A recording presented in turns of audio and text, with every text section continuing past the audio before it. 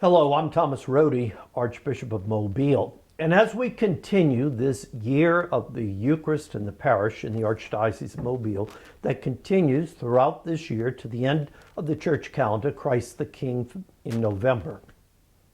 I'd like to share with you a story, a true story. Years ago, a young man who was in college was telling me about his professors. And he mentioned that one of his professors would give to the class ahead of time the questions and the answers that was going to be on the test. And I said to this young man, I said, well, I guess you're doing very well in that course. And the young man said, no, actually, I'm doing poorly. In fact, a lot of the students in the class are doing poorly. Well, that made no sense to me. If you have the questions and the answers ahead of time, it seemed like everyone would do just great. So I had to try it. At the time, I was teaching in the seminary. And I taught on Monday, Wednesday, and Friday. And so on Monday, I went in, I told the class of seminarians, Friday, we're going to have a test. Here are the questions, here are the answers. I lectured the whole period on the material. Any questions? Wednesday, I went back. I told the students, again, Friday, we'll have a test. Here are the questions, here are the answers. I even typed up the questions and answers, handed them out to them, and lectured for the entire class period on the material, asking if there's any questions. Friday, I gave the test. Fully 1/3 of the students did poorly, very poorly. I couldn't understand why. So sometime later, I saw one of the seminarians who had done poorly on my test. I said, why did you do poorly? He said, I didn't understand the material. Well, that didn't sound right to me. I'd lectured, I'd asked if there were any questions. I'd written it up for them. Later, I saw a second seminarian who had done poorly. I said, why didn't you do well in the test? He said, I didn't have time to study. Well, sometime later, I saw a third seminarian who did poorly. I said, why did you do poorly? He said to me, and this is my favorite answer, he said, I didn't think you were serious. Well, why I mention this is because Jesus has given us the final questions, the final answers for the final test.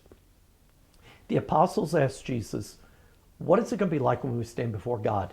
And Jesus says, the Father's going to separate you like sheep and goats. And he's going to say, when I was hungry, did you give me to eat? When I was thirsty, did you give me a drink? When I was naked, did you clothe me? When I was a stranger, did you welcome me? When I was sick, did you comfort me? When I was in prison, did you visit me? We have the final questions, the final answers. And if we stand before God and we haven't done that, what are we going to say? Are we going to say like that first seminarian, I didn't understand the material? Well, that's not going to be a good answer. God has given us the answers. We hear it explained to us all the time. He handed it out in writing in the Bible. Or we're going to say like the second seminarian, I didn't have time. Didn't have time to care about neighbor. Or we're going to say the third thing that the seminarian said, I didn't think you were serious. God is serious. At Mass, we receive the real presence of Jesus Christ. He gives us his very self and calls us, having received the real presence of Christ, to go be the real presence of Christ, to go out and be concerned about each other, to bring the love of God to others. And in particular, I mention it this time because we're having the Catholic Charities Appeal. For 90 years, we have had this appeal which helps tens of thousands of people in central and southern Alabama with emergency help with utilities and rent, with clothing, with adoption services, with food, with counseling.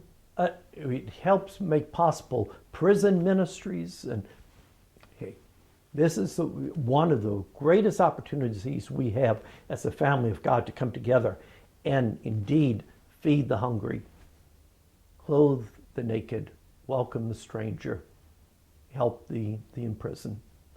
And so just remember, we have the final questions. We have the final answers.